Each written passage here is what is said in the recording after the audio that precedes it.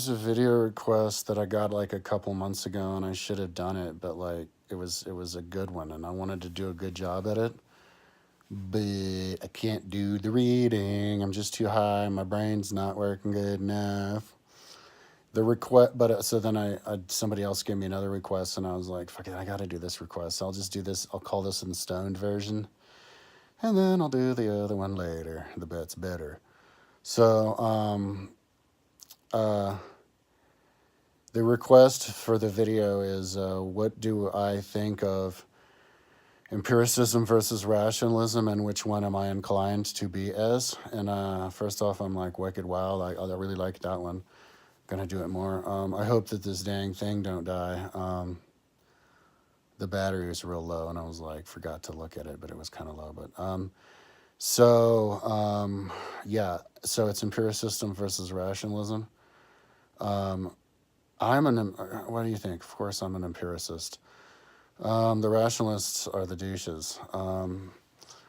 If you wanted to do the either the ors, it goes like this: um, empiricist. Um, wait, oh God, empiricism. I'm sorry. I'm a rationalist. I'm a rationalist. So it goes like this. So the empiricists are the people who only take of what they see as being real for the world. Oh God, I was totally fucking up my website by accidentally touching my keyboard. Um, and the rationalists are the people who believe that there is a other, other way of knowing. There's like a godly or something, reincarnation and stuff. So I'm the rationalist. So this whole idea got started, I think it was with Descartes. Um, and he came around in like the 1500s. And so this was like at the end of the dominance of the Christian church, and people are starting to question their Christian religion. They're having the scientific revolution, and so they were getting more information. Generally in life, you can get more, getting able to get more information based on off of data and information. And in the Dark Ages, you know, there was no. It was life was different and hard, and people went back into old wives' tales, superstition, and so the Christian religion's job was to keep people optimistic about life, and in order to be that way, you kind of had to be a dreamer. And so it was kind of like in the 1500s, in the scientific revolution, it was kind of a shift in just the mass consciousness of the society from more of a believing in God and trusting in God and trusting in having, just trusting even your power over, people had less power, into a world where people were more questioning God and the Catholic Church.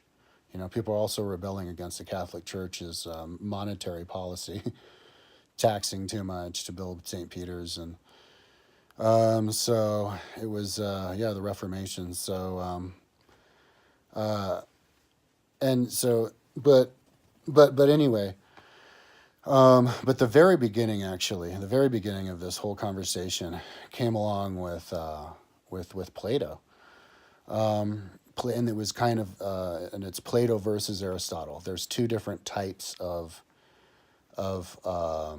philosophers in the world. There's the Platonic one, and that's going to be the rationalist, which is what I am, the dreamer. And then there's the irrationalists. And what else? What were they called? Rational versus irrational. Cuckoo. I'm like really high. We'll call them rationalists versus irrationalists.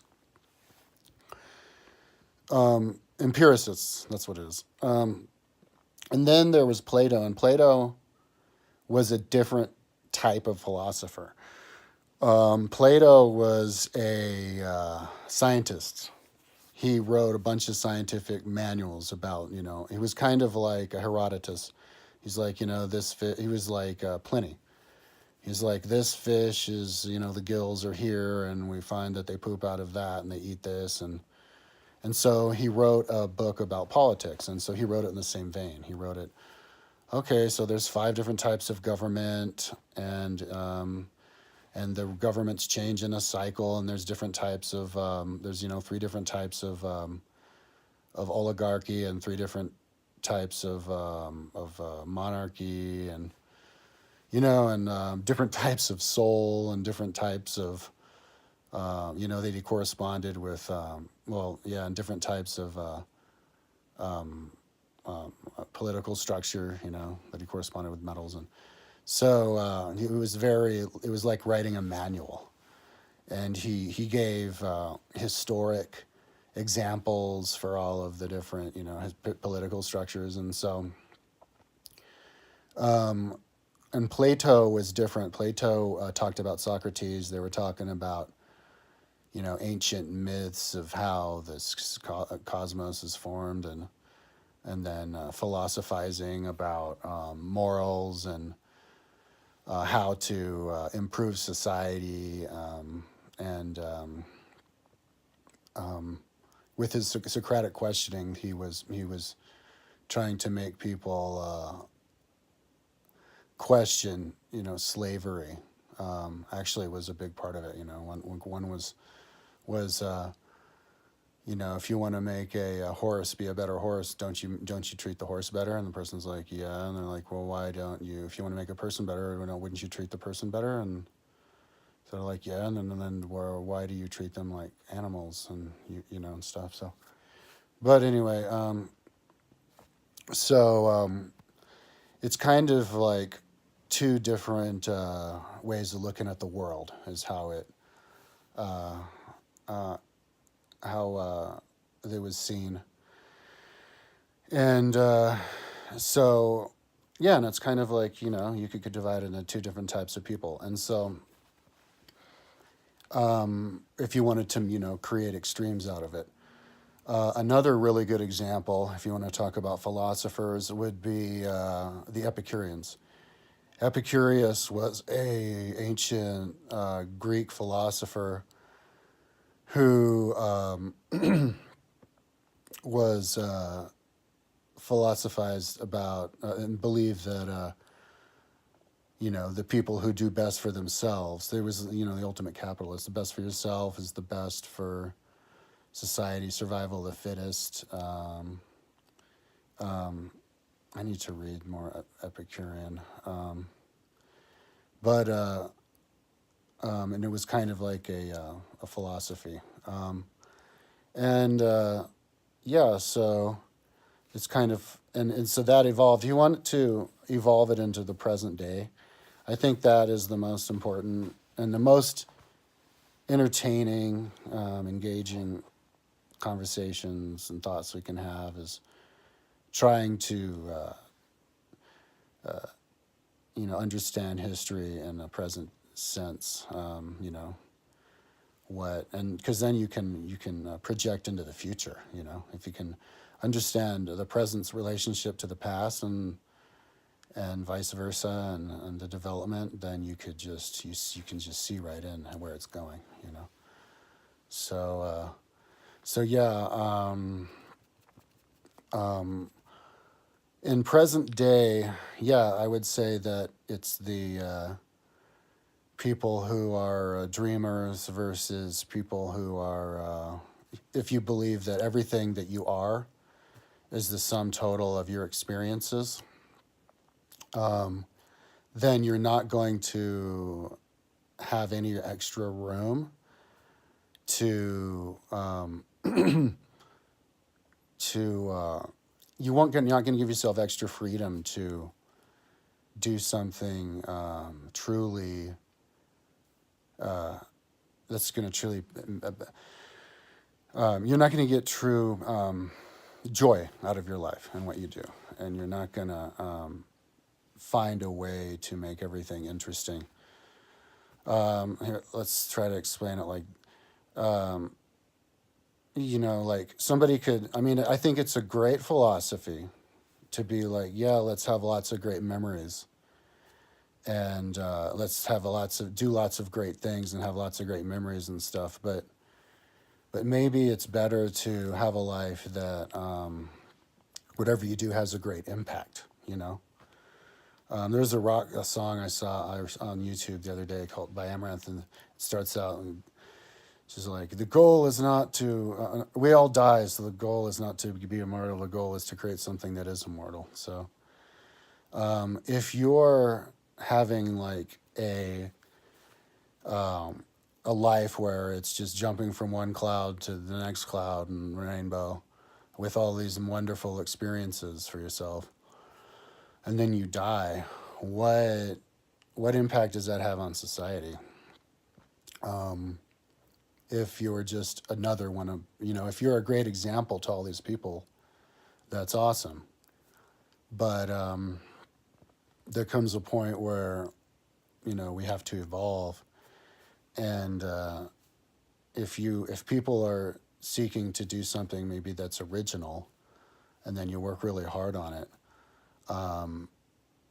then instead of having all these memories, then you have an impact. That would give you more satisfaction. So it's kind of like two different types of people.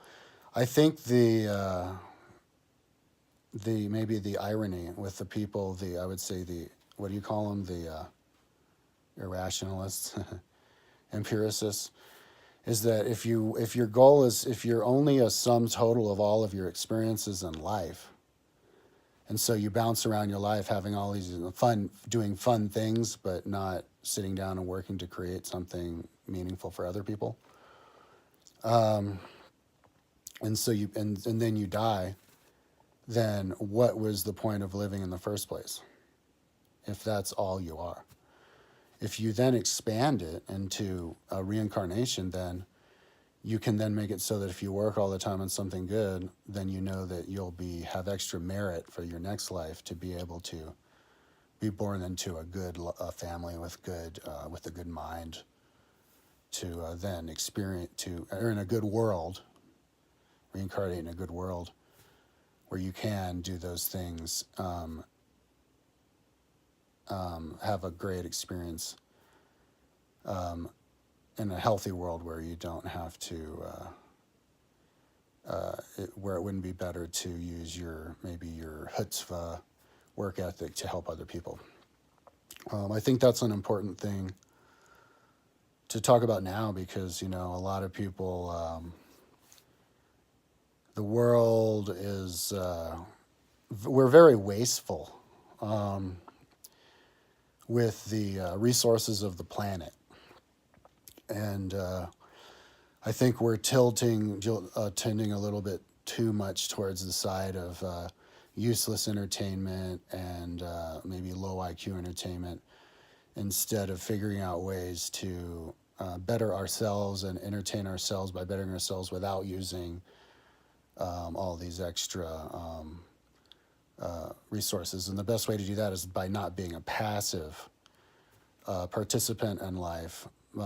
Because by living that life, you're kind of giving up your blood to making all these other people super rich, by going all the football games, watching all the football games on TV and stuff. Then they can just be all zillionaires just playing football. Whereas if you were just a triathlete and you just pay all your time and attention money to yourself, and you're not spending any extra resources by driving to the football game or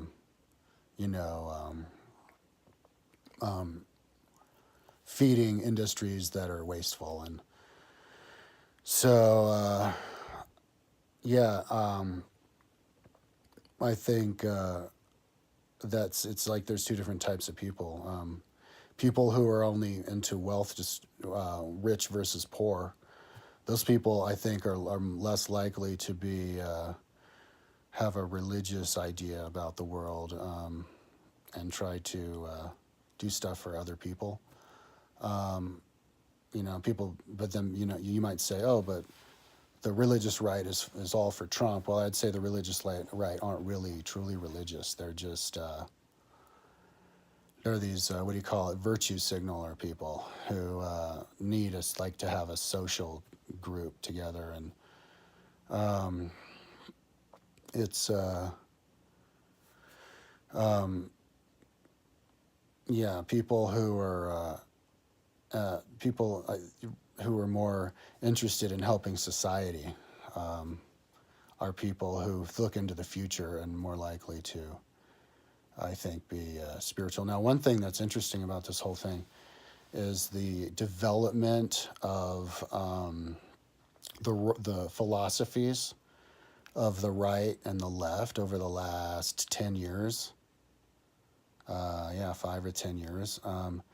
I remember 10 years ago in 2008, when I was doing videos, I was into aliens back then and listened to Art Bell and stuff. And a lot of the people who were, so it was David Icke talking about the reptilians and then you fast forward those same people, because then it was like Alex Jones interviewed him, and then Alex Jones started talking about aliens, and it seemed like back then, 10 years ago, I thought people who talked about aliens were kind of hippies and were on the left of the politics. But then it turns out aliens people were on the right side of the politics. So maybe there's two different, when you dream, there's high IQ dreamers and then there's low IQ dreamers. There's two different ways of looking at it. You want to be, and so that's how you can get really smart people who don't, like the Young Turks aren't particularly religious, but they believe in the right things. But anyway, yeah. That's my basically prognosis of it without reading, without reading any Descartes, or if you want to research the subject by somebody who's actually read, you need to read Descartes, you need to read Kant. Kant was talking about basically the stuff I was talking about, like, are you really more than all of the experiences of your life? And well, you have to be more. And see, this was back in the 1500s when Kant was writing, in 1700s, and this is before they really talking about reincarnation. It was before really they had the Enlightenment, the Renaissance, where they found the ancient Greek books, but they didn't read the ancient Greek books enough to realize that the ancient Greeks believed in reincarnation. They mentioned it a bunch of times, over and over. I'm going to do a collection of all the times where they mention that they believe in reincarnation. And they even had certain philosophies about reincarnation, like being reincarnated as a wolf, And the Egyptians did too. The Egyptians believed that when you die, you become a different animal, one life, each animal, once before you become a human again. And, Native Americans looked at animals like they were kind of like humans and stuff. So, but all you have to do is believe in reincarnation. Obviously, you're more than just the sum total of your parts. Like for me, let's plug my personal life into this. I had the perfect opportunity. I've always had the really good opportunity to be a endurance athlete, like a bike tourist or a pro athlete, because I had this apartment ever since 93 and I always could have moved in because nobody else was really living here. It was tenants and stuff living here. So, and then I get some more into land investment money. So, I would travel a little bit and and then work, but I never focused on just traveling. And I always figured out a way to get stuck and to try to study and to create something. that was my gravitational field. So I got married and just was working, trying to figure out a way to make a website. And so now I'm stuck on my website, and I feel like I get way more joy out of that than if I were to just be traveling around the world and exploring and having all these different experiences and stuff, because I wouldn't feel like I'm standing out, and I would feel like I'm not taking the proper advantage of my gifts, because I get a little extra money. I should just take advantage of my time and build something original, and my mind try to create something original, and then I can go and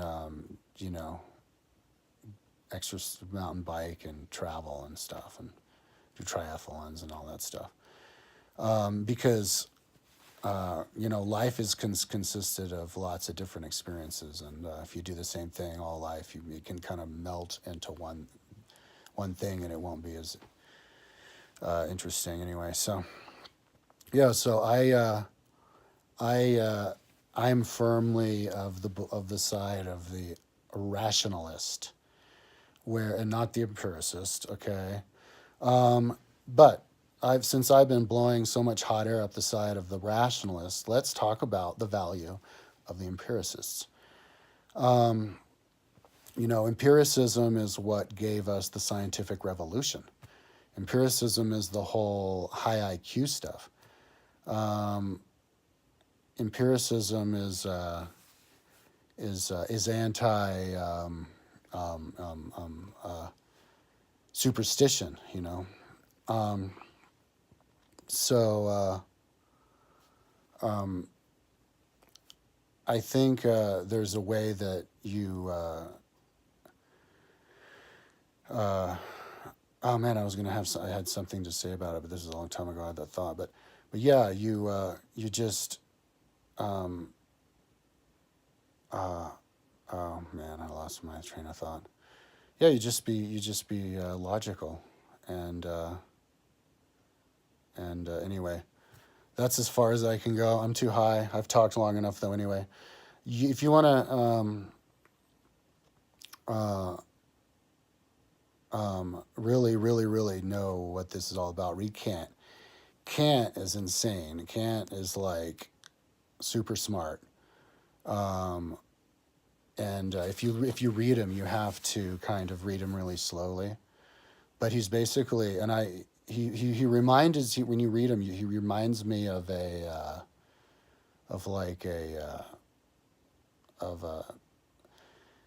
Tibetan philosopher philosophizing about reincarnation and stuff. So maybe he does philosophize about reincarnation. I don't know. I'll have to do this video later when I read the books. I tried to read Descartes the other day, but it was in Spanish, and I wasn't paying attention because I was working and stoned at the same time. So anyways, yeah, it just when I was thinking about this a lot since I got that video request, and it just made me think of just two different kinds of people.